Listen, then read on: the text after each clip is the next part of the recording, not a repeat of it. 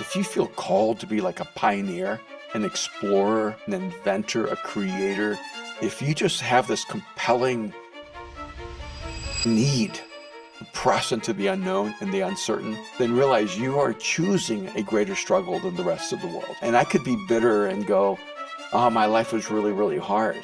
I chose the hard. Yeah, I'm not mad at anyone. You call me a storyteller. I just think I have a shovel in my hand. And I'm just digging into the ground to pull out the greatness that other people have trapped inside of them.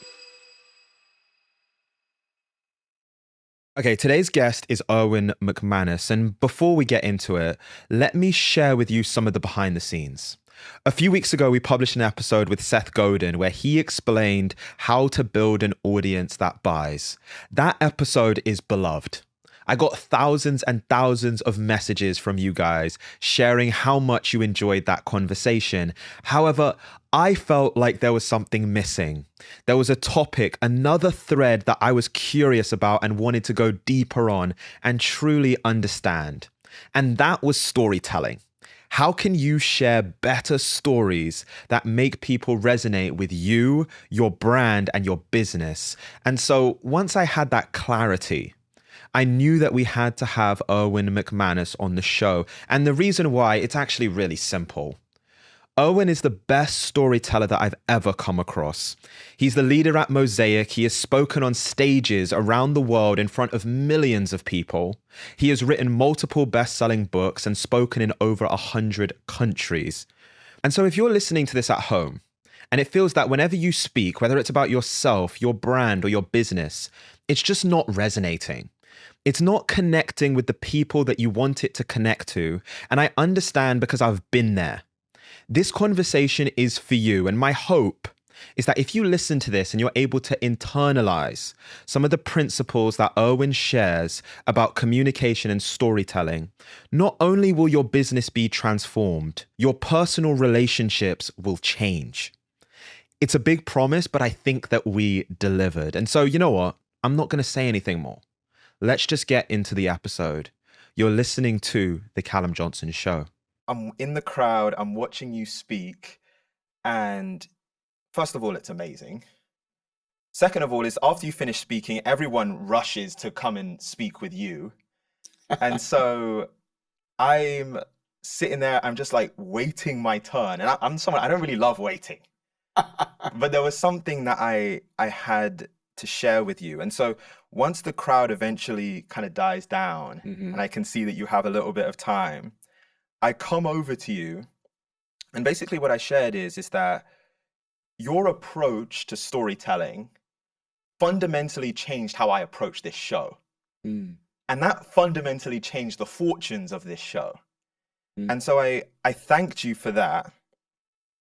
And the reason that I even mentioned that and that I wanted to start there is that I think about the entrepreneur, the creative, or like the aspiring entrepreneur at home that's listening to this, that feels like whenever they talk about themselves or their brand, their story, their product, it's like it doesn't quite connect with people, like it doesn't quite click.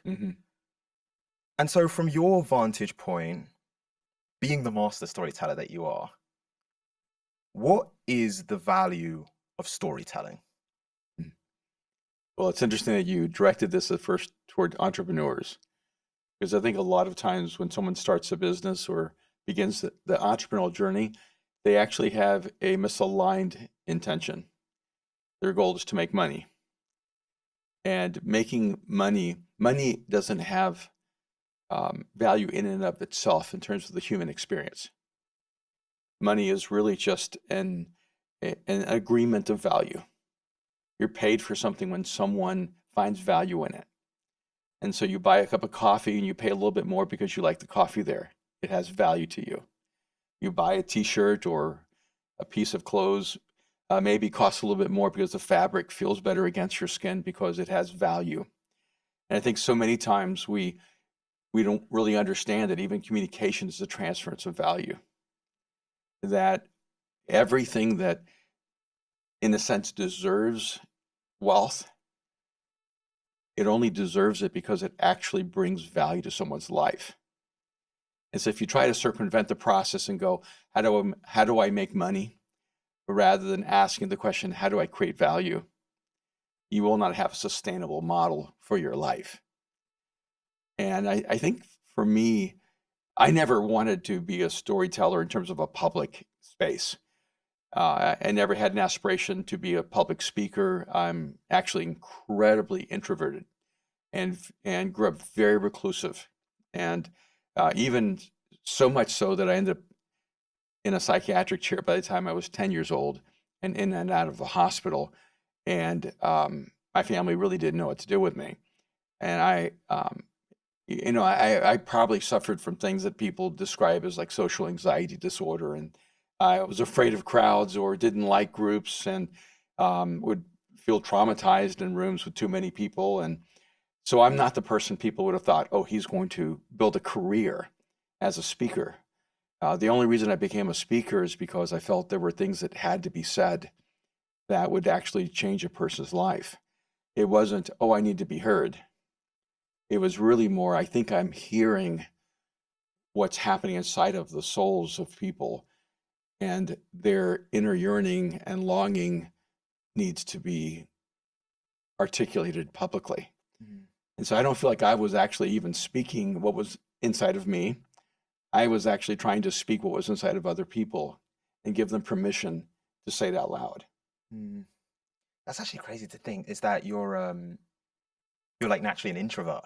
Mhm. And the reason that I say that is because I was at the Mosaic event that you did last Mhm. night, Yeah. and I wanted to come because I just wanted to be like a fly on the wall, and I wanted to be kind of like in the back and just observe. And I was speaking to one of the volunteers that was there. His Mhm. name is Daniel. Yeah. And he was like helping with the photography and Mhm. like doing the video and everything.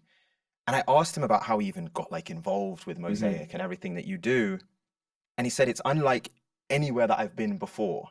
Because I just felt like I belonged there. Like I Mhm. feel like, and I think this, because I wrote it down as soon as he said it. He said, I feel like I'm loved for who I am when I'm Mhm. here. I love that. And I was like, what a special thing to be able to do. And to think that like naturally you're more of like an introverted to yourself person, but then it's like we see you on the stage and it's like it's not that at all. Yeah, I think it's because it's almost a reverse energy. A lot of people that create crowds bring a massive energy that draws people to themselves. And they seem to be the center of that universe. And I grew up knowing what it's like to feel like an outsider, to be an outlier, to be the person who felt invisible, isolated, disconnected. And so I took all of that experience and mapped out how we create community for the person who felt as if they never belonged. And so in some sense, I put the front door on all the exits so that a person who really wants to connect, because I'm convinced every human being longs for human connection, that this is inherent, intrinsic to all of us. Some people just seem to come at it more naturally. Others of us have to decode the human experience. Have you ever been in a room you thought, how does everybody know each other? I'm the only one that doesn't know anybody. Mm. And I felt that so many times in my life. And I've actually, I'm a huge observer of life. I'm a voyeur of life. And I've watched people and I thought, how did they all start that conversation? Or how did that group of 8 people, choose each other? And I always feel like I'm the guy wandering through the room, observing people going, how is human connection happening? And so in that sense, it developed a superpower. I began to be able to see invisible people and help them become visible. Mm. That is so special. You know, one of them, I actually read this in your book last night. You said, when I first heard of 52 Hertz, Mm. who's a whale, I instantly resonated with his story. I'd come to realize that naturally I spoke at an alternative frequency to most of the world around me. My mission became to find those who hear at 52 hertz and make sure that they're not alone in this world. You know what, just to begin, can you start by explaining the story of 52 hertz? And then I want to talk about that thing of like, you naturally spoke at an alternative frequency to most of the people around you. But let's start with 52 hertz. Yeah, it was in the early 90s, maybe 93, 94, somewhere in there. I think I first stumbled on the story of this whale that was the singular whale of its species in the world, which functionally cannot be true. It had to come from somewhere, right? And yet, those who study, ocean life couldn't identify a second one of this species, and it traveled the Pacific Ocean alone. And whales are communal creatures; they live in pods. And so they travel together. They are very relational, very connected. So this was a real anomaly. And what they found is that this whale sings, it communicates at 52 hertz. So it means its communication system is set on a particular frequency and also hears at that frequency. And other whales never speak at a frequency higher than, I think, 40. And so all the other whales are singing and communicating and finding each other. But this whale could pass by other whales and never find them because they simply were on the wrong frequency. And when I read this in the 90s, for me, it was an incredibly liberating, almost metaphor for my life. I thought, this explains my life. I think that I didn't choose it. It's almost like I was born with a particular frequency, and I spent my life trying to figure out, is there anyone else who can hear me? And then as I had the opportunity to travel the world, and I think I've been to nearly 100 countries and spoken to millions and millions of people, but I began to look for those people who were, in a sense, 52 hertz. And even the book, The 7 Frequencies of Communication, came out of that kind of personal journey, going, how do I help people find their tribe? Because you just really do feel at home when you find people who have the same frequency that you do. But also, how do you help people value and appreciate and hear people who speak on a very different frequency? And one of the great insights for me is my mom is, I think, like 88 years old. And she's really a brilliant lady. She speaks multiple languages. My real father spoke at least 6 languages. I think that's about how many my mom speaks. And so they're linguists. If anyone should really understand language and communication, should be them. I'm Spanish. I'm from El Salvador. Spanish is my first language, and I learned English later, so I understand the challenge of speaking different languages. But I gave my mom the assessment, and she has a cluster because she's really a world-class communicator. She has a cluster, like 5 of them, that are all in like the top 10%. But then her lowest frequency was so low, it's probably a frequency she can't hear or speak at, and it's my number 1 frequency. And when I gave her the assessment, because I love my mom profoundly, but I always felt disconnected and misunderstood, and I felt like I was the adopted child. And it's part of what drove me to really a lot of my own brokenness as a child. But when I gave her the assessment, I realized her number 7 frequency is my number 1 frequency. And then I gave it to my brother, and his number 1 frequency and my mom's number 1 frequency are the same. And I realized, it's not that she loved him more. She just understood him better. She was able to resonate, connect with him in a natural way. And she would tell me, and even as an adult, she would say, I'm so sorry. I just didn't understand you. For me, you were just coming from another world. And I think there are people all over the place, not just with my frequency, but even with yours, who perhaps felt like you don't understand me, or I'm misunderstood, or you just can't really hear what I'm trying to say. And so a huge part of my intention in writing a book on communication is actually because I really want to focus on human connection.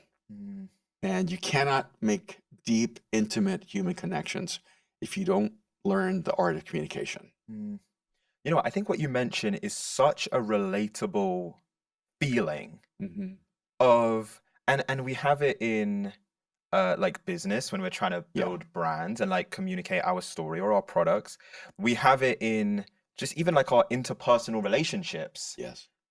Friends, family, a spouse or a partner, where you feel like you're communicating so clearly and plainly your intention, and it's like it's hitting a brick wall, like it's just not landing with where they are. And it's like, it's actually this deeply frustrating experience because it feels so instinctual, so right to you, and Yeah. it doesn't land with that other person at all. And so I want to get into storytelling and communication and how people can find their tribe and Mm-hmm. hit them on the right frequency. But before we do, I wanted to get into your story. And I wanted to get into your story in this sense, which is you mentioned at times and just feeling like an outsider Mm-hmm. and feeling like separate in the same way as that 52 hertz whale. Yeah. And so I'm curious, when you just reflect on the totality of your life, Mm-hmm. what's like and you think about that moment when you were like the peak of feeling like an outsider, like different, like misunderstood. Yeah. What is like the first, even when I say that, what is the first moment, story, experience that kind of comes to mind for you? Almost like take the audience back to that place in your life. Okay, quick break. If you feel like your work life and documents are disorganized and all over the place, I want to tell you that I was in your position and I am going to share what worked for me. So, 24 months ago, my workflow was scattered. I had documents in Google Drive, I had notes on my phone, I had random PDFs buried somewhere on my laptop, and I would waste so much time in my workday just trying to find where things were, and it was honestly frustrating. Fast forward to today, I use Notion as my digital work HQ. And so that means that I use it to plan the show every week, manage my team and their tasks, even build projects. Everything that we do starts with Notion. And with the release of Notion AI, it's moving my process to the next level. And so with Notion AI, you can ask it questions, you can get answers based on your actual documents. It can write first drafts, summarize info, even help you search across your workspace. And recently, I even started using AI meeting notes. And so it makes the process so simple. You just hit record, and Notion AI automatically creates clean, shareable notes from your meetings. It captures key takeaways, action items, and saves everyone from awkward silences while you're typing. And so, if you're ready to stop jumping between apps and actually move faster with your work, try it. Go to notion.com/Callum Johnson, all lowercase. So again, that's notion.com/Callum Johnson, and explore the most powerful AI tool for your work. Thank me later, and let's get back to the show. Yeah. One of the interesting things as a human being is that we're the singular species that's so self-aware.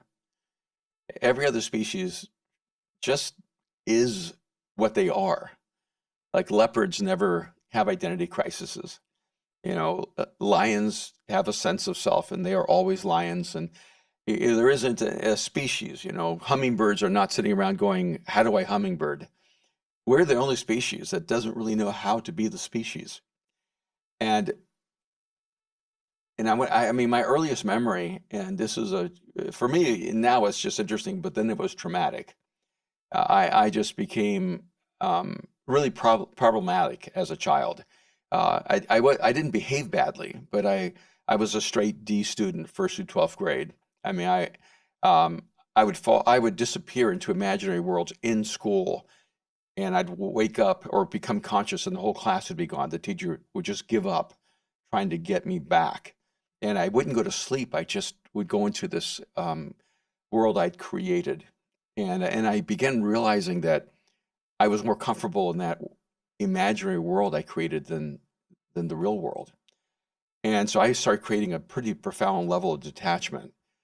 And then I came to this conclusion I was probably 8, 9 years old, that I was actually an experiment, that I was here from another world, and that they brought me here to see if our species could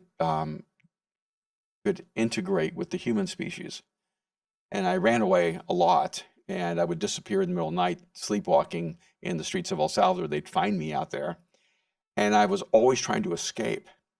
And I would go out to fields and I would yell, "Please take me back. It isn't working. We don't belong here." So I created this internal dialogue, this narrative, that the reason I didn't fit was because I wasn't from here. I was from somewhere else. And I look back now and I go, well, that's, I mean, that's a pretty delusional story, but it made sense to me at the age of 10. And it was a perfectly accurate story to my personal experience. And because I was trying to interpret the world around me. But I also realized that I had a really vivid imagination and I was really good at storytelling. But it was also, I was my audience and I was creating stories that helped me make sense of life. Mm. And so then I had two little half sisters. They were wonderful. And my mom would have me put them to bed a lot of times, and usually you'd read them a book. But I would never pick a children's book and read it. I would create stories for them. So every night I create characters and universes and worlds and then sometimes I'd create a tragic ending and they'd say, no, she can't die. And then I go, no, then this happened. And I think somehow at a very early age, I realized that our view of reality and our view of ourselves are not connected to us in some isolated or autonomous way, that they're trapped inside of the stories we tell ourselves. Mm. That internal narrative, that Yeah. personal narrative. You know what? It's like, and I said this to you even in the beginning, it's like, in my mind, you're like the master storyteller. Yeah, And thank when you you. give that context, and that story, it makes perfect sense why, right? Because you've been doing this since the since the beginning, since the Yeah. origin, you've been doing this.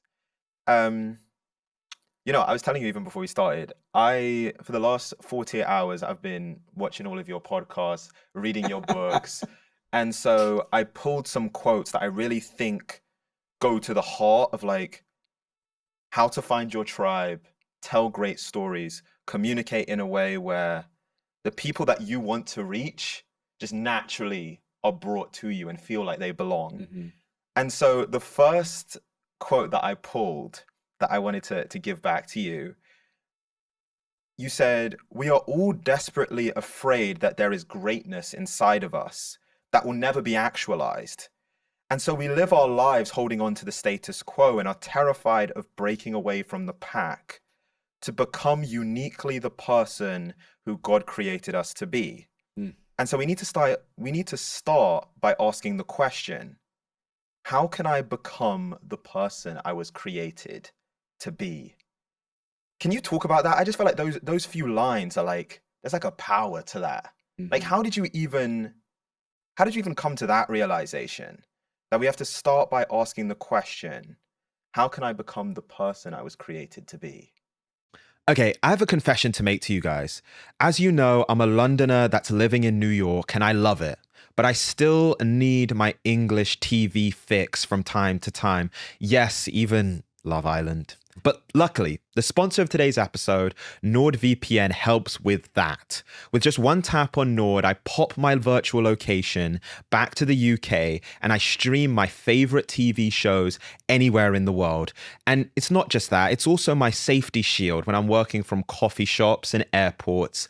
Nord encrypts all of my traffic and it hides my IP so that public Wi-Fi stays out of my personal business. And so if you want to stream your favorite content from anywhere and keep your data safe on the go, Nord is the app for you. And here's the best part. I got you guys an exclusive deal. So go to nordvpn.com/Callum Johnson for a huge discount on their 2-year plan. You will get 4 bonus months completely for free when you use that link. And it's totally risk-free with their 30-day money-back guarantee.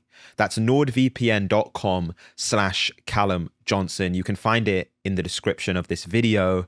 Grab it, thank me later, and let's get back to the episode. Yeah, there's so many different moments I think shaped that perspective of life, but two of them come to mind really quickly. One is when my son Aaron was 15 years old. He had never met my stepdad, Bill McManus, where I have my name from, because my name is an alias, and it wasn't even his name. It was an alias we picked up along the way. But he said, "Dad, I want to meet, your dad. I want to meet the person who gave you your name." And I had not seen him in 15 years. And the last time I saw him, we were in a pretty severe conflict. And Um, and so but I thought, I want to give this gift to my son, even if it's hard for me. So I found him across the country. I found out where he lived. We flew across the country, got permission to come see him. And I remember we were sitting in this room, and he looked at my son and he said, I don't know what your dad told you about himself, but he was just average. He was just average. His brother was exceptional, but he was just average. And I remember looking at my dad and saying, no, Dad, I told him I was average. What else would I tell him? And I left that night not devastated that he said I was average. I left devastated that he was right. That I had always been afraid to be special or to be gifted or to have the pressure of greatness on my chest. So I chose to wrap myself in average. The reason I was a straight D student is I didn't want anyone to see me.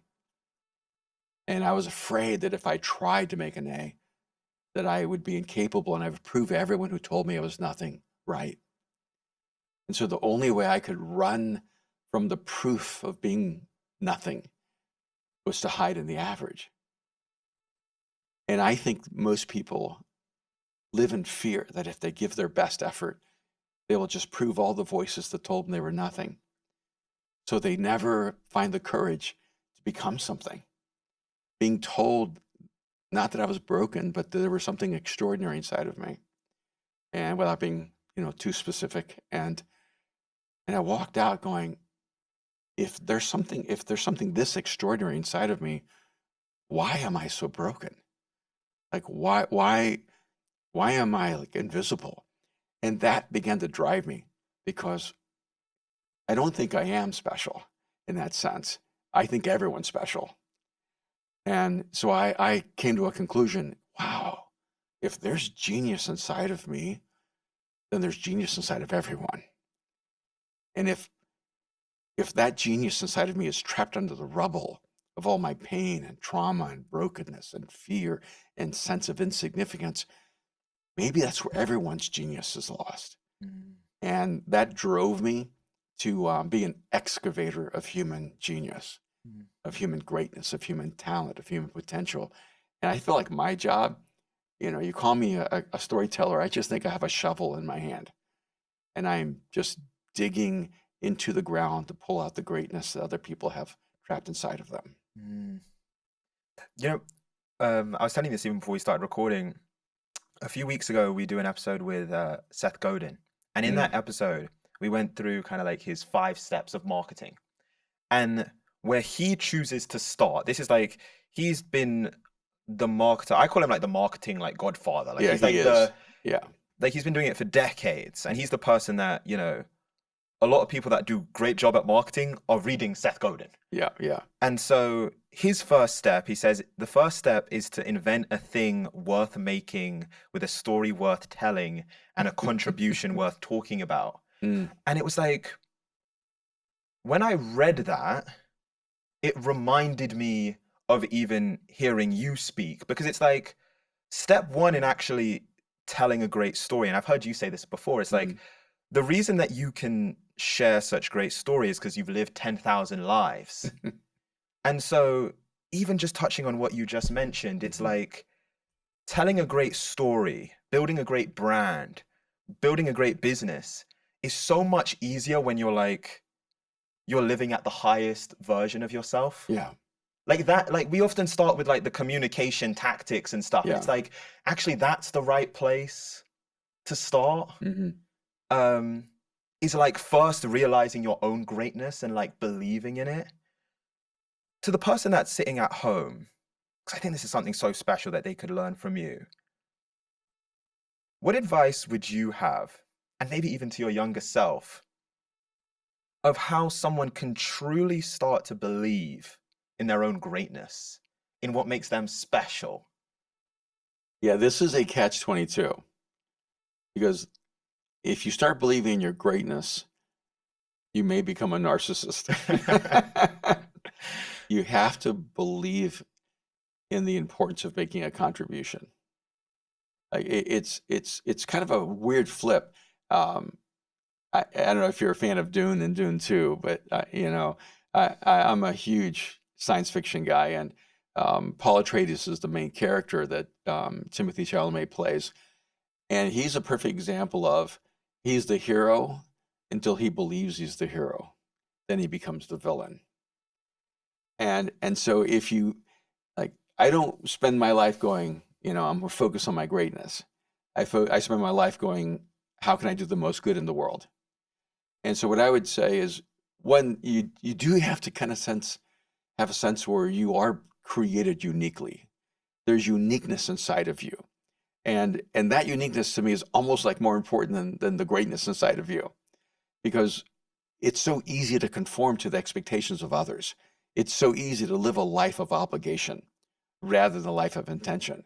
And so I don't think we ever step into our greatness until we find a way to free ourselves from the obligation of others. And when you can begin to live freely, like be the person you long to become, I think that's the starting point, because your greatness emerges out of your uniqueness. And I'm almost 67 now, and I always tell my wife, like, what year do I get to just live the life I want? Because we spend so much of our lives living the lives other people want us to live. And when you talk about Seth, I think he wrote Purple Cow. Yeah. Oh, that's the first book I ever read from Seth Godin. It was brilliant. And I think that if, let's say, Seth focuses on the product and how to create the right product, I think I focus on the person. And because what I want for each person is to step into life, the life that they're most fully created to live. And then we can talk about a product you're going to develop or sell or whatever it is. And because I don't really have a product, I just have a person, a self. But I think that what makes my products interesting are, I'm on a journey to be fully alive. And I may only be a half a step ahead of some people, but I can show you how to go there. Yeah. Oh. Yeah, I think that's such a relatable thing of like, when do I get to live the life that like I want to live? Yeah. And I think about that. Some people spend their entire life, decades of like hard work, showing up to work, supporting your family, and they never get to that moment of like, I'm actually living the life that I want to live. Yeah, and that's what I would say to my younger self is, stop living a life of obligation, live a life of intention. And no one else has to be in agreement with your intention. Because if you're going to live a life that has been lived, other people will see its value. If you're going to live a life that has never been lived, no one will understand it. Yeah. One of the things actually, and you mentioned it as well when you spoke about finding your tribe, Mhm. like how important that was. Yeah. And it's interesting because in a business sense, it's like that's like you'd call it like your target market, or like who you're trying to reach. Yeah. Like who do you want to sell to? And as an entrepreneur, it can be actually one of the most difficult questions to answer with Mhm. any sort of specificity, right? Because, and it's the mistake that I made in starting some of the companies that I tried to start before this one. Mhm. It was like I just wanted everyone. I want Yeah. everyone to buy my product. I want everyone to hear my story. I want Yeah. everyone to love my brand. And so it was interesting when we did the episode with Seth, he calls it you have to identify your smallest viable market. I love that. As a writer, I've written maybe, I don't know, 12, 13, 14 books. And people always ask me, like, what's the writing process, or, how do you find your voice? And whenever I ask a young writer, who's this book for? They always have the same answer: everyone. And I always tell them, if your book is for everyone, your book is for no one, because everyone doesn't exist. And I write my books for someone I love, someone I care about, someone whose life is struggling with this issue, someone who needs to make this breakthrough. And usually I may have no more than 3 people in the room of my imagination. And someone who, because I'm a person of faith, I'll go, someone who doesn't believe in God, who's on this journey, someone who does believe in God, who's on this journey, and someone who I love so deeply that if I can't help them get on the other side of this journey, it will break my heart. And I write to them. And I write to them with the confidence that if I can write this book in a way that helps them, it's going to help a lot of other people. Mm. You know what? Yeah. And I can tell, like, listening to you, I think it comes so intuitively and like instinctively for you when you say you write for the person like that you love. Mm-hmm. And so, but I think about the human being that's listening, that like it's not immediately apparent. It's like, I write for the person that I love. It's like, who's that gonna be? And like, do you have like what is the process for you? Is there like almost like a creative process that you go through to get that level of clarity? I have a very goofy, crazy process that I wouldn't necessarily want to impose on anyone else, but for a long time, I'd say for the first 10 books, every book was defined by an album or a band, and so my first book was definitely Radiohead, and you can feel Radiohead in my writing. And I had a U2 book, and you can feel Bono in the voice of that, and Coldplay and Bon Iver and Depeche Mode. Like they're all very, very different, but the music, and I would just listen to music over and over and over again. One was the score from The Last Samurai, and so there is a musicality. In fact, I had the editor of Deepak Chopra's book, I think God, and the Dalai Lama's book, and then the Hitchhiker's Guide to the Galaxy. He's a Buddhist, and he was doing one of my books, and he said, I can actually hear music in your writing. He was the only editor that actually could hear the music. And I've told so many editors, if you can't hear like the rhythm, you can't edit my books. And I'm very like specific, like a sentence will have 7 words, sentence will have 9 words. And my team knows, like, hey, they'll call me and go, hey, they took a word out of this sentence. It's not the right number. And it's because there's a rhythm and a musicality that I'm also using when I write. So there's a texture in my writing. The process usually comes from like an epiphany. And sometimes I can't fully explain it. When I wrote The Way of the Warrior, I was driving with my wife down Hollywood and down Vine, and I heard this voice in my head that said, the warrior is not ready for battle until he has come to know peace. This is the way of the warrior. I heard that line, and I looked at Kim and I said, I know my next book. I know the first line. And I told her that, and it was Ken Watanabe talking to me. He's one of the actors who was in The Last Samurai. I heard his voice. Like I just sort of translated that character. And I wrote that book as an old samurai writing to his young samurai son, passing on the way of the warrior. And so sometimes it just comes like in a moment like that. The Artisan Soul was the same way. I just had this like inner voice that said to me, you are both a work of art and an artist at work. And so I began from there, and then I extrapolated that theme, and the book came out of that. And then the 7 frequencies was very different. I have a master class called Art of Communications, like a 6-hour course. And my son, Aaron, who works with me, he said, Dad, could you create like a 15-minute video gift we could give people for free to make them aware of the master class? I said, all right. So that was on Thursday. So I went home Friday. I thought, okay, what's the 15-minute gift I can give people? And then I went to like other people, I guess, have to do psychedelics or something, I go into these like transcendent states, 3 days, not sleeping. I mean, I'm drenched in sweat, and I start hearing these. I actually start seeing these frequencies, and I just see these frequencies, and I start writing down what I'm seeing.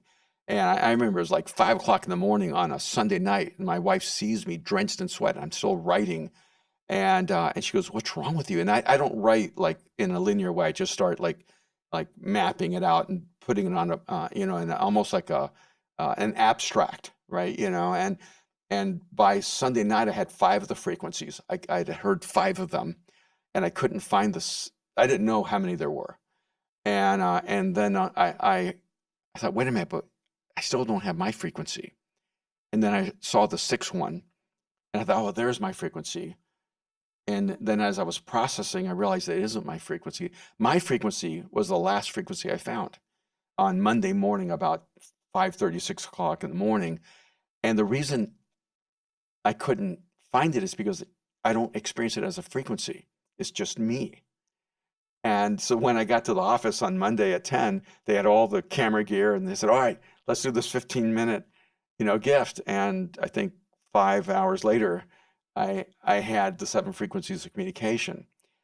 And so a lot of times it comes in almost in an epiphany. It just explodes in my brain. I process things, and then I wrote my first book that actually like won an award in 24 hours. And I wrote another book, my best-selling book, I wrote in 10 hours. And it just comes in just a flash of space. And that first line is the line that always is the hardest. I mean, I stared at the page when I wrote the 7 frequencies until I had the line, words are magic. And then all of a sudden it just begins to unwrap. Yeah, so I find the writing experience to be like a romantic experience. And I feel like I'm translated into another world. I understand, the only thing I understand about the apocalypse in the Bible, when John writes in Revelation that he was like taken up to another state of being. That's the way I feel when I write. Yeah, and so I do have like techniques I've learned over 14 books, and I do know how to teach people how to become better writers. But what I really don't want people to miss is that there's something magical, something mystical, something beautiful about the writing process, and it's an extension of who you are as a human being, as far as I'm concerned. Yeah. Yeah. It's interesting. I listened to a podcast recently. I took like this mini vacation to Chicago. And I listened to this podcast with this guy called John Fio. He created the gravity blanket. It's like this multi-million-dollar product. And he kind of almost like invented it. Like the weighted blanket wasn't really a thing. We have before. one. Yeah. Yes. And it wasn't really a thing before he started doing it. And he said the most powerful consumer brands, they're just magic. Yeah. And it's like you can't really put your finger on what it is about them, but it's magic. And the thing that I love that you mention, I think, and I've been here personally, is that when we're trying to build something and we have such like this intentional focus, I want to build a brand, I want to build a business, I want, to build something that people are going to care about, is we become almost sometimes like too strategic. We're like, who is the right customer? What's the biggest market opportunity? What's the total addressable? We start using all of these like very almost like scientific terms. And it's like the soulful way to actually go about it is to live freely, and then like almost like let that inspiration come. And then once that inspiration is there, like fully engage in it and take it to its like deepest extent. And so it's like, even when I was listening to you, I was like, it was interesting because every book has a muse almost. Like it has like an inspiration. It has like a central point of like something that you were trying to achieve with it. And it's like such a powerful lesson, even for the person listening at home. It's like, maybe just dial back I just want the biggest market a little bit and think about like, what's that inspiration that just speaks so deeply to your soul, and then like create from that. Yeah, or what has eaten away at you that took so much work to solve. And I was driving through Dallas, Texas, and I right now I can't remember the exact year, but it might have been like 1993 in October, like 25th or something like that. And I'm listening to sports radio, and the night before there was a fight between Buster Douglas and and Evander Holyfield. And Buster Douglas came in overweight, out of shape, got knocked out by Holyfield. But 10 months earlier in February, Buster Douglas knocked out Mike Tyson. And I heard these sportscasters talking, and one of them said, "Why do you think he didn't even try? Why do you think he came in overweight? Why do you think he didn't even make an effort to defend his title?" And the other guy said, "Well, Buster Douglas is such a nice guy. People love him. He's a deeply religious person." And the third guy said this: "Some people are simply structured for failure." And when he said that, it arrested me. It just like paralyzed me. And I spent the next 30 years answering the question, what are the structures for failure? And if there are structures for failure, then there are structures for success. And so then 2 years ago, I wrote a book called MindShift. But MindShift came out of that moment when I asked myself the question, am I structured for failure? And if I am, how am I going to change those structures? Because I do not believe in fatalism. I believe that human beings have the power to change their future, their destiny, because they can change themselves. And so sometimes it's like paying attention to that moment where you're arrested by a truth or confronted by something you don't want to face. Because I think the best writing comes when we're confronted with ourselves. And then when we make it through that journey, now we know the map and we can help other people. Yeah. Actually, that's so good. And it's like the thing is that you don't get to control when that moment of inspiration comes. Yeah. And it's like just be there, just be open and be present to it. Mm-hmm. I want to talk about storytelling, and I mentioned it right in the beginning, is that the fortunes of this show fundamentally change based on a reel that I saw from you. I must have seen it like a year ago, maybe a year, 18 months ago. And I actually got the exact quote of what you said in that reel. You said, "No one cares about your story. They care about their story. And if they can see themselves in your story, then they will care about your story.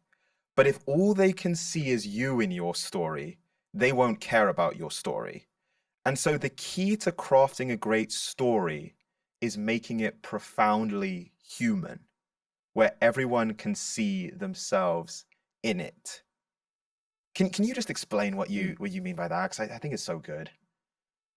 It's funny because when I said that, I got so much heat from people. There were people very upset saying no one cares about your story. A lot of people saying, I care about people's story. I care about people's stories. And, taken out of context, it can sound like a terribly self-indulgent, self-absorbed kind of framework. But it's what I remind myself of as a speaker. Because I've listened to people speak and they're just telling stories about themselves and it doesn't connect to me. And so I go, why is there a disconnection there? Because you could tell the same story and there could be a deep connection.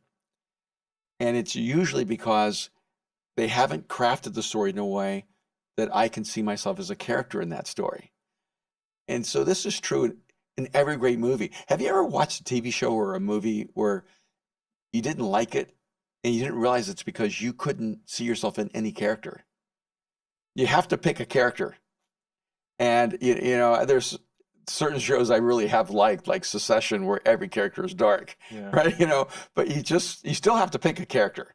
And you may travel from character to character. And I remember one of the most classic films for me was Braveheart. I really loved Braveheart. And I thought Mel Gibson did a brilliant job with it. But one of the things that's interesting is that when you're watching the movie, you're William Wallace. You're the hero. But about 3/4 of the way through, you realize, oh no, I'm actually Robert the Bruce.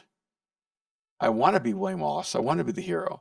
But I'm actually the guy who never quite steps up to take on the responsibility that was always waiting for him. And I think one of the great tensions in that story is that moment where you have to decide, who am I in this story? Every great story presses us to decide, who are we in the story? And that's, to me, the power of Shakespeare. It's the power of Heinlein. It's the power of Tarantino. It's creating and crafting stories where we strangely find ourselves traveling from character to character at times. And so when I tell stories, I realize, I'm interesting to me, but the only reason I'm interesting to other people is because they can find themselves in the story. And so if I tell the story, and they're true and they're real to me of feeling disconnected as a child, it's because so many of us go through the same human experience. That sense, I think all of us have the sense of there's greatness inside of us that we can't seem to access. I think we all live in fear that we're never going to quite get that greatness out of us, that's going to die, go to the grave with us. Mm. And the moment you realize, oh, my experience is a human experience, the people who live in their trauma are the ones who think they're the only ones who've gone through it. Mm. The moment you realize even my deepest pain is a human experience, all of a sudden it takes you out of being a victim to actually being a contributor to the human story. Mm. I was just gonna say, it's like so awesome for me that we get to do this and talk in the way that we are. I want to go deeper because I think what you say is so true. And we all have a story, right? And like everyone in a way is a storyteller. Mm-hmm. Even the person that's like, you might be listening to be like, oh, but I don't talk on the internet, I don't have like followers or an audience or whatever. Am I really a storyteller? I don't make movies or whatever. But it's like when you meet up with your friends on the weekend and you're catching up, you're telling stories of your life. Mm-hmm. And so I think the thing that is so powerful is that you use the word like crafted. Like there's a craft to telling great stories. Mm-hmm. And there's a craft to telling stories where people can see themselves in the story. Mm-hmm.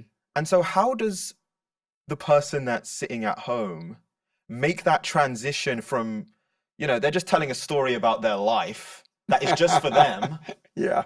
to actually telling a story where other people can see themselves in the story? Because that's going to be what transforms their brand or their message connecting with someone. Mm-hmm. Is can other people see themselves in the story? How does someone do that?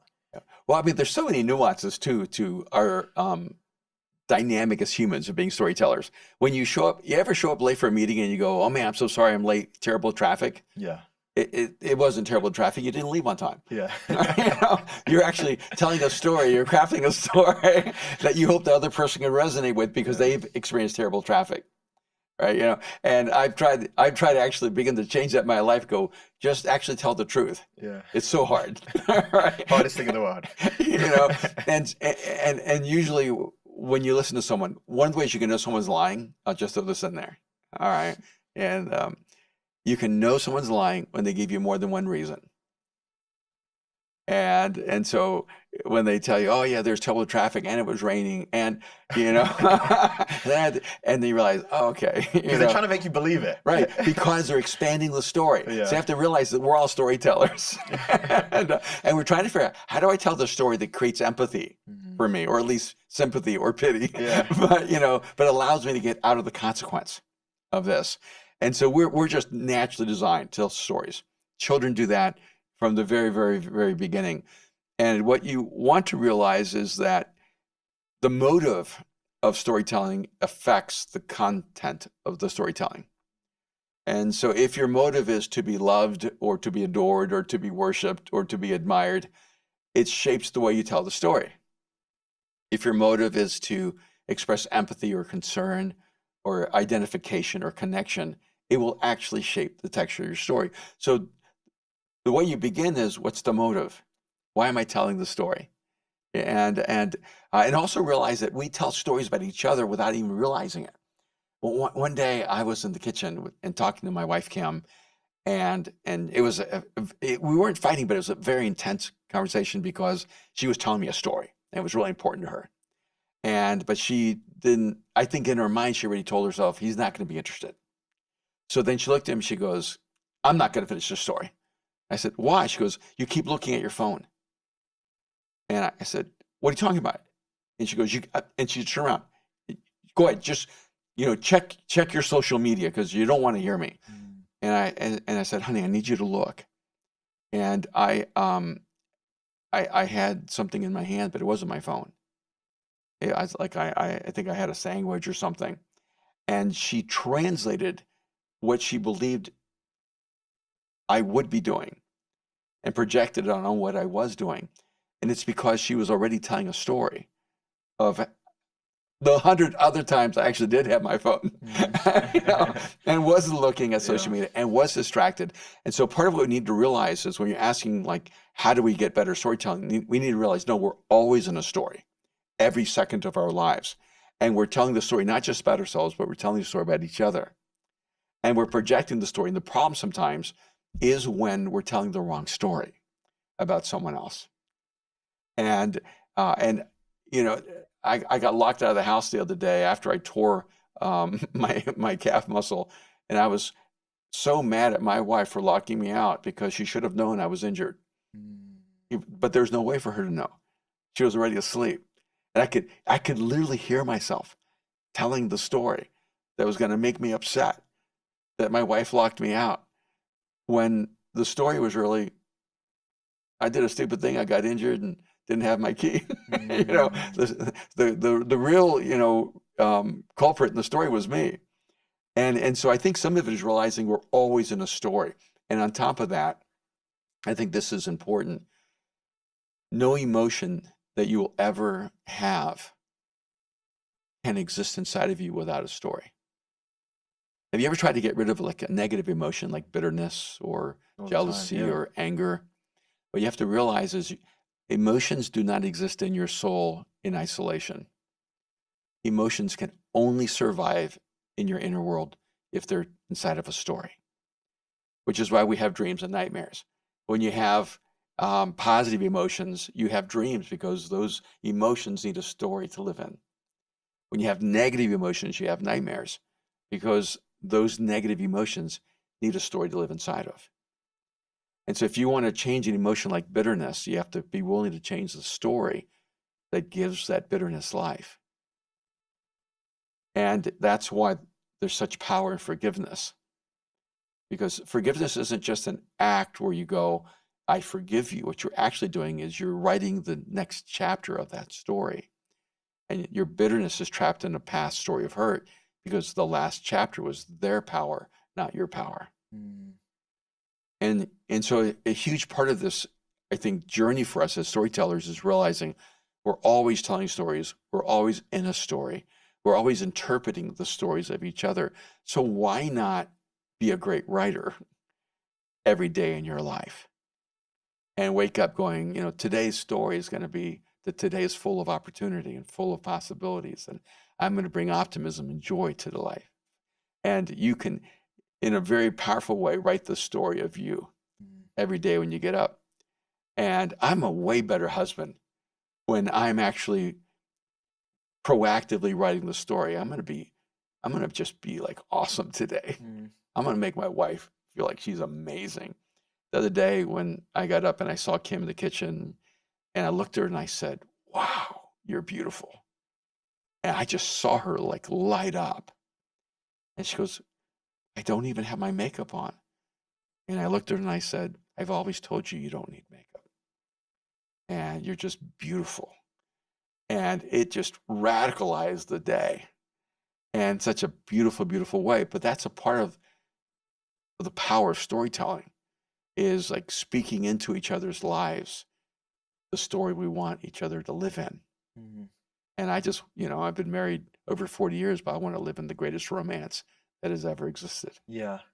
I love that you started with like step one is like what is the intention? Yeah. Like what is the motive? Yeah. Because one of the things, and I've learned it from doing the show, and I think it's the same in business building, brand building, or like whatever you're doing, is like people can feel intention. Yeah. Like when you said that remark to your wife, it was like it wasn't really the words that you were saying, it was like she could actually feel your intention. That's right. And so even when you mentioned that, it reminded me, one of the most powerful books that I read on storytelling is it's called Storyworthy, by Matthew Dix. And he's like this Grand Slam, like what's it, the Moth Grand Slam, like storytelling champion or something. Oh, wow. I think he's won it like the most times. And he writes this book about how he constructs and builds stories. And I remember one of the first things that I just vividly remember reading is he talks about how the most important thing in a great story is what he calls the 5-second moment. And basically what the 5-second moment is the moment of peak kind of like transformation or realization on the part of the protagonist. hmm Um, and he's and I remember immediately after that, because I'm getting my mind around the 5-second moment, he says that great storytellers actually understand what the 5-second moment of their story is before they ever tell the story. hmm Like it starts with that. hmm And it's exactly what you're saying. It's like it starts with the intention, like what is the point of the story? And I think I actually heard you say this in a show as well. You said a lot of business people or people that go on stages and speak, or even with their brands, hmm it's like the biggest problem with their storytelling is they don't understand what's the point of the story they're trying to tell. That's right. And they start trying to like figure it out in Yeah. the moment of telling the story. Mhm. And you've already lost people. Yeah. And it's like such a great point. Yeah, when I would teach communication from a 30-minute talk or longer, I would tell people you need to move from moment to moment. You need to not think in terms of information. You need to think of, all right, what are the moments I want to create? And how do I get to that moment? And then how do I move from that moment to the next moment? And so if you think of great storytelling in terms of creating these epic scenes, these moments, then it gives so much intention and direction to everything you're doing. So good. It's so good. You know what? One of the things, because we have your book here, The 7 Frequencies of Communication. And so one of the things that I wanted to cover, there's a line in this book where you say, the key to powerful communication is making the commitment and learning the skills to get on the same frequency as the person you want to reach. Mm-hmm. And I was like, we actually can't go through this conversation without talking about that, which is the key to powerful communication. Mm-hmm. You have to get on the same frequency as the person you want to reach. Mm-hmm. Can you talk about that? Because I'm like, everything, like nothing will work for anyone if they're not able to do that. Yeah. Like, if you can't get on the same frequency as that customer you're trying to reach, as that viewer that you want to connect, like it's all undone. Can you talk about first that insight? And then how does someone even get on the same frequency as the person that they're trying to reach? That's a great question, Colin, because your primary frequency is a healer. And so when you asked me the first question, I went right back to one of my greatest moments of pain, of being in a psychiatric chair as a child and feeling disconnected from everyone in the world, because that's the frequency from which you experience life first. And so if you ask me, what does it look like? It looks like what we did this in this session, and this it feels like a therapeutic session in this episode. And you know, so rather than starting from the frequency that maybe is most natural for me, I chose to adapt and start with the frequency that I felt would be most natural and connective for you. I hope it worked. Yeah. and so it really is about paying attention to people. Your second frequency is motivator. And so I know that you have your natural drive in life is to help other people believe in themselves and to elevate their self-belief, their energy, to create an optimistic, positive narrative for the world. And your third frequency hasn't really been demonstrated as much because your first two, healer, motivator, are so strong. And so you don't really want to challenge me. Maybe we'll get to that. I see, there it is. That was the challenger right there. Just came out. You challenged it and it challenged you back. And so it's really coming to that place of understanding. My wife and my son, their primary frequency is commander. They're both commanders. And so everything just comes across as a command. And they're very utilitarian in their language. They don't like to mince words. They just go bam, bam, you know, we need to do this, or let's go from A to B. And I just tease them about it all the time because now that they recognize their commanders, it sometimes it feels more awkward, but they're just happy with it. Yeah. My wife, she's so happy being a commander. She's like, yes, this is the way you should communicate. And you know, and my son will always move fastest to get things done well. And so if I have a crisis or something like that, I know he's like one of the best leaders. And so you just work with different people. My daughter's primary frequency, she's a challenger. And no matter, even when she's loving me, it always feels like a challenge. And the other day she said something to me, and she says this often. She goes, Dad, are you doing what makes you happy? Because like she's pressed me. She goes, Dad, I want you to make a commitment to me to only do things that make you happy. Because I know how much you've lived your life for other people. I just want you to do this. So when she asked me, I never feel like she's saying, Dad, are you happy? I feel like it's a challenge. Like, Dad, are you, it's almost like, I know you're not really doing what you should be doing. And I feel that, that challenge in my inner world going, oh man, she sees me, she's got me. I need to go back to be happy. Yeah. And those frequencies are not only helpful in knowing how to communicate to someone, but how not to misunderstand them. Because when someone's a natural commander, you could be so easily offended. And you realize, Aaron sent me a text one day, Dad, I'm a commander. I'm going to send you 7 ideas, and they're all going to come across like commands. Because, but I don't even know if I agree with these ideas. And it's true. I would always interpret his recommendations or suggestions or just ideation as commands. And now I know they're going to come across as commands, but he doesn't actually experience them as commands. And so I think the more we understand these frequencies and how we can hear each other, the more exciting it is.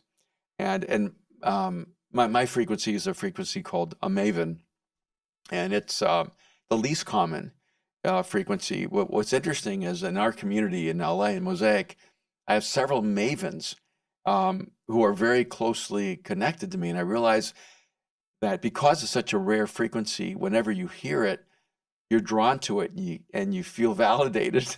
And one of the things I've had to learn about my particular frequency is at first when I give an idea or I share something, I can be seen as out of my mind or heretical or profoundly unorthodox or maybe even dangerous.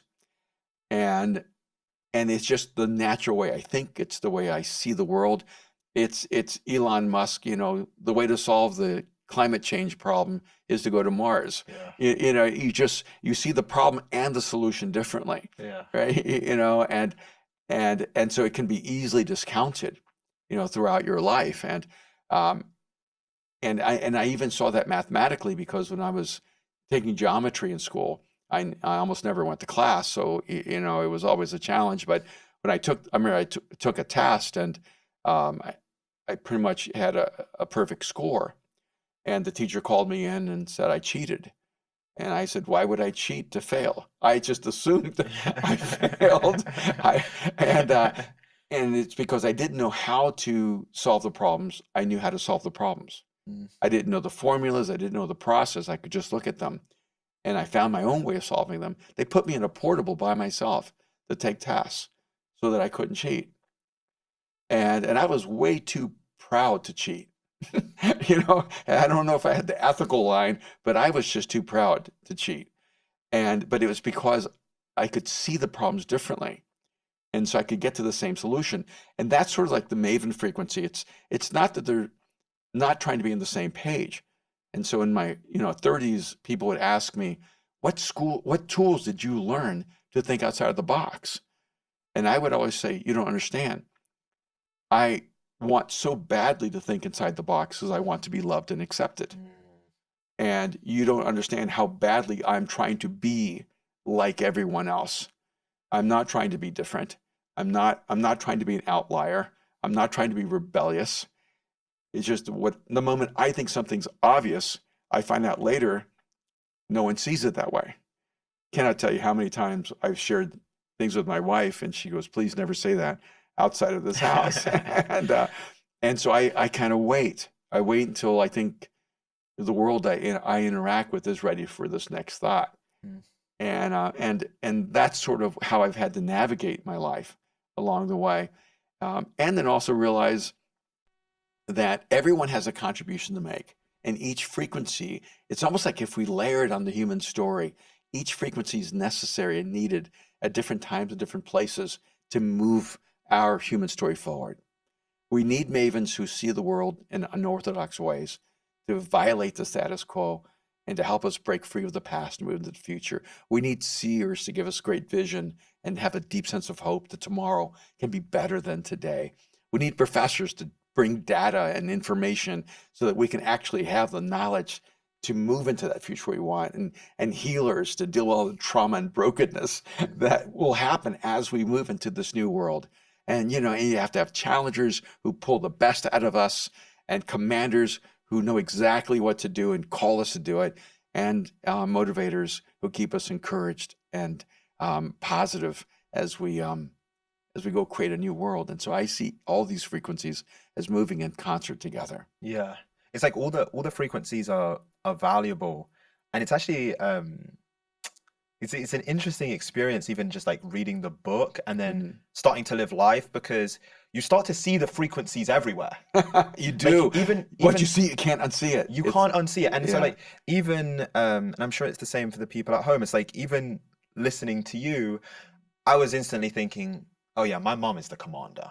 Like it, like you can just start Yeah. to feel the traits. Like we all know that person that. Yep. And obviously there's 7 of them. I guess my question to you, because I think it's actually a game changer once you start to understand it and start to understand 2 things. One is, which frequency am I? And then the second one is, for those people that I'm trying to reach, maybe it's, I don't know, my customers, the viewers, like who I want to reach and care about what I'm doing, what frequency for the most part are they? And so give me that perspective. Like, how does someone, first of all, figure out what their dominant frequency is? And then also, how do they start to spot it in those people that they're trying to reach? Yeah. Well, I mean, the easiest way is to go to our website and take the assessment. We have we've spent 2 years developing an assessment to help people identify their top 3 frequencies. We don't give them all 7 because people tend to always want to move toward their weakness. And we don't want you to shore up your weakness. We want you to strengthen your strengths and develop those frequencies at the highest level possible. And so you can go to erwinmcmanus.com, get the assessment. Of course, you can read the book. I think it took 3 hours to do the audiobook, so it's not a dense book. It's a really, really easy read. And but it's also just paying attention. Like, you can intuitively do this. The book and the assessment help you. It's the elevator to the top floor. But if you want to take the stairs, you can learn how to do this just by paying attention and listening and observing people. And I have enough free content online for everyone to understand all 7 frequencies. And every frequency has a significant shadow, which is really, really important. Because when a human being has allowed their inner world to become toxic, the frequency turns into a shadow. And so then the commander turns into a dictator. The challenger turns into a manipulator. The motivator turns into a performer. The healer turns into a cipher. The professor turns into a diminisher. The seer turns into a perfectionist. And the maven turns into a nihilist. And you can, unfortunately, hear the shadow frequencies more easily than you can hear the frequencies. I've had a lot of different CEOs who have come to me and said, I read the book, I took the assessment, I didn't agree with my frequencies, I couldn't see them until I read the section on the shadows. And then I could see myself. And I've had this happen over and over and over again. And it's because almost all the cultural models of communication are shadows. They're not healthy frequencies. And so when I did an assessment on the TV show Succession, I couldn't find a single frequency until I looked at the shadows. 7 main characters, all 7 frequencies, all completely for every episode, for every season, only in their shadows. And when you think about a generation growing up, learning shadow frequencies, he goes, by the way, I know you're focused on entrepreneurs. You can be very successful only using your shadows. You can be successful being a manipulator and being a dictator and being a performer. And you can be successful diminishing people and being a perfectionist. The problem is that you will be empty. And you will use people rather than build people. And it's a short-term strategy when we need to have a long-term view to life. Shadows never create the inner world that we want. And that's why people can have great wealth and die alone, die lonely, die empty. And so I would not tell a person your shadows cannot be effective, because that would not be true. But it's like, if you want, I actually know someone, they wanted to, get money in the bank, so they set their house on fire. It does create an outcome you want, creates cash flow, but you just burnt your house to the ground and became an arsonist, and that's irreversible. And sometimes I think we take the shortcut. We go, I'm just going to use my shadow because I don't want to deal with my inner stuff. And because people keep asking me, and this is like one of the dominant questions I've been getting. We've had around 20,000 people take the assessment. How do I get out of my shadow? And I go, your shadow is an expression of your soul. You cannot get out of the shadow until you take the shadow out of your soul. So if you don't get rid of the bitterness or the jealousy or the greed or the anger or the volatile violence in your soul, you're always going to be in your shadow. The way to get out of it is to fill your soul with hope and love and compassion and integrity. And so the shadow isn't something out there. Shadow is something in here. Yeah. You change the inner world, the frequency happens naturally. Yeah. Yeah. You know what? It's just interesting because it's like, and you even see it in culture and media and like the people that we see, like on the television that we hear in the news, is like, there's so many people, and to your point, they're so successful, but like they're trying to build, or they're building, but they're actually broken. Like in the foundation of it is broken, and so it ends up being broken at the end. You know what? And one of this, because this hit me like a ton of bricks when I heard you say it. You said, as soon as you start thinking about, do they like me? How's my talk going? The moment you are in that self-talk, you're in your shadow. You start performing because you want to make sure that the crowd loves you. Yeah. And it was like, it hit me because I was like, we do that so often with like content. It's like you want to share something authentically, but then you're like, but what are the people going to think? Yeah. How's the audience? Like, are they going to love me? Yeah. It's all of us. It's human. And like for myself, one of the things that I have to fight being self-conscious.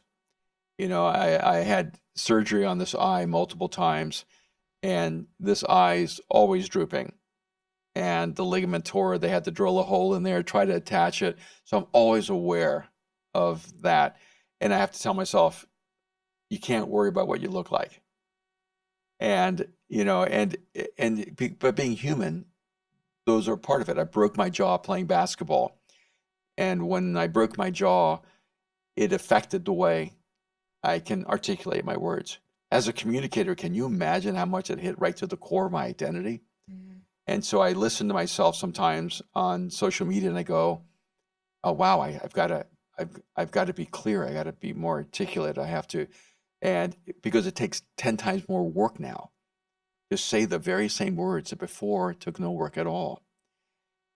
All those things can make you not be present when you speak. And when you speak, it has to be an act of service. And you have to go, I was driving home after I saw the surgeon and it was pretty brutal. And I remember thinking to myself, I can't control how I look, but I can control how kind I am. And so that experience told me, focus on being the kindest person in the world, because that's going to affect your appearance more than what you cannot control with the surgery in your eye. Focus on the authenticity of what you say. That will have more power than the clarity in which you're able to say it. And the reason I bring these up is everyone has a sense of like self-consciousness. It's not that you just move to nothingness. There's some days you're going to be more self-conscious than other days. Some days, you're going to have a fight with your best friend or your wife or your your teammate, and that's going to go into your talk, and all of a sudden, and I think a huge part of it is when you're in front of people, or when you're speaking to your team, or when you're bringing a message, or you're doing a podcast, you have to somehow click that button that says, this isn't about me. This is about all the people that we're going to help. And then it shifts in that moment. You know, it's actually, it's a difficult thing to do. And you have to hold yourself honest. Yeah. And it was something that I realized this late last year with doing the show, because we kind of had that classic creator story of like, you're doing the thing for a long time and there's like not much movement. And then all of a sudden takeoff. Yeah. And it was like within that journey of takeoff, I reached this point where I completely burnt out. And when I didn't even, the dangerous thing about burnout is sometimes you don't realize that you're burnt out, especially if it's like mentally, you're kind of just fatigued. And so I kept trying to, and then like everything started to dip. And I was like just trying desperately. I'm like, oh no, I just want to recover. And it was like, it was what you're talking about with the shadow frequencies. It's like, you're now stuck on this outcome of like, you just want to win. Like it's all about you. It's how does it look? Is other people gonna like it because I want them to love me? Yeah. And it was like in the beginning of this year, I took a little break and I came out of it, and it was about how do we just be of greatest service to the audience? And I just focused on that. Yep. And everything came from that. Yeah, because burnout really is more connected to our focus on outcome goals rather than process. Because, you know, I don't burn out because I work too hard. I burn out because I hate my life. You know, Yeah. I mean, you're not supposed to say it like that, right? Yeah. You know, but like if I'm not loving what I'm doing, it burns me out in 2 minutes. Yeah. But if I'm loving what I'm doing, there's no way of burning out. And so I think that's part of it. Sometimes, like, you know, you're trying so hard to make things happen, and you feel, you know, frustrated that you're just not able to get to that big goal, big gain, that you actually lose enjoying what you were doing because you actually enjoyed it. And so it's almost like you've stolen the joy from the thing you do to try to control an outcome you have no control over. And then you have to reset and go, oh, that's right. We actually love doing this. Yeah. We actually want to serve people. We actually love the contribution it makes. And we're going to trust that we're going to get the outcome we need. Yeah. Yeah. 100%. You know what? We had to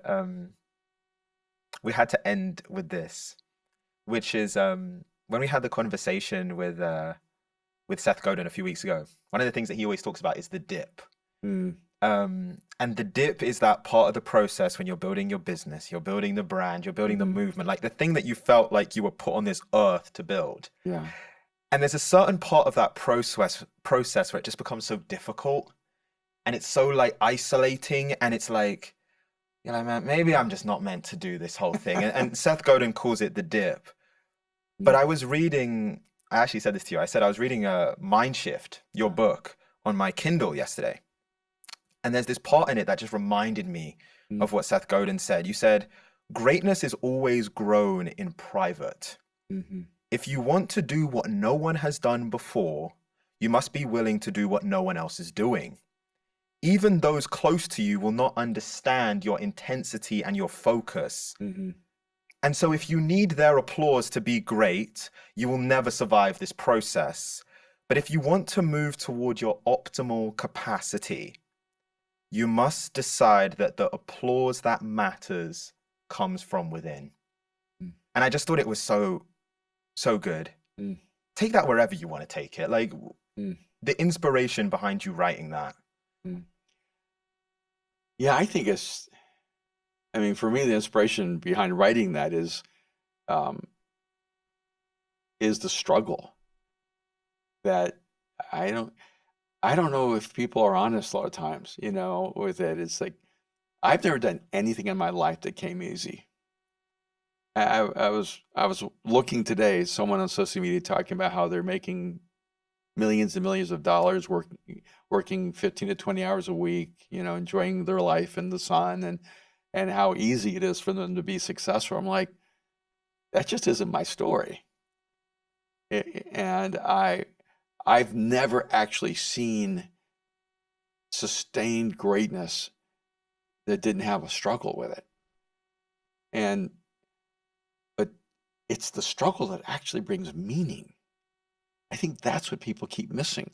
Even if you achieve greatness, greatness does not give you meaning. It's the struggle that gives you meaning. The reason we lack a sense of meaning and purpose in our lives is that we keep avoiding the struggle. We think there's life and there's struggle. No, life is struggle. And it's what makes it really exciting and really meaningful and really profound.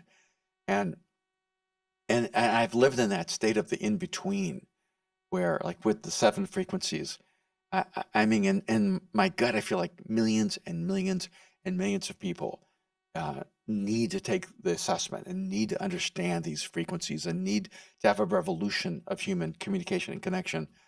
But it's not easy. Like there's, so 20,000 would be like huge success, right? Except that in our minds and our dreams are going, no, this should be revolutionary. And well, we could quit. We could give up and go, it's just too hard. It's just too hard work. And so I just look and go, everything I look back on my life that have any sense of value that I've ever done, I wanted to quit. It was hard. I had a twitch in my right eye for like 6 years because the challenge I took on, the work that I was doing was so hard. It was just brutal. And it took a toll on my soul. And I don't recommend it for everyone. But I do think if you're, in a sense, if you feel called to be like a pioneer, an explorer, an inventor, a creator, if you just have this compelling need to press into the unknown and the uncertain, then realize you are choosing a greater struggle than the rest of the world. And I could be bitter and go, oh, my life was really, really hard. And I'm going, no, I chose the hard. See, I'm not mad at anyone. Like, my wife and I slept on the floor when we were young because we couldn't afford a bed. Man, we were so happy. We never had a moment of bitterness or disappointment with life or disappointment in each other. And so I would just say to people is choose the hard. Like choose the life that brings you the most meaning. Don't choose it for anyone else. Don't choose it for the success. Don't choose it for the wealth. Choose it for the meaning. That this is a life worth living. If I fail or succeed, I can look in the mirror and go, I like the person this journey has made me. And that's what I look back on. And that's what I'd say to my younger self. Look in the mirror and decide who you want to be, who the non-negotiable you is, and become that person. And let the journey take you where it will take you. Erwin McManus, thank you so much. Hey, thank you. It's been great being with you. Yeah, this was a pleasure. This was everything I wanted it to be. And I want to stay delusional. Okay, so if you enjoyed this episode, you're going to absolutely love what we did with this one right here. Click here.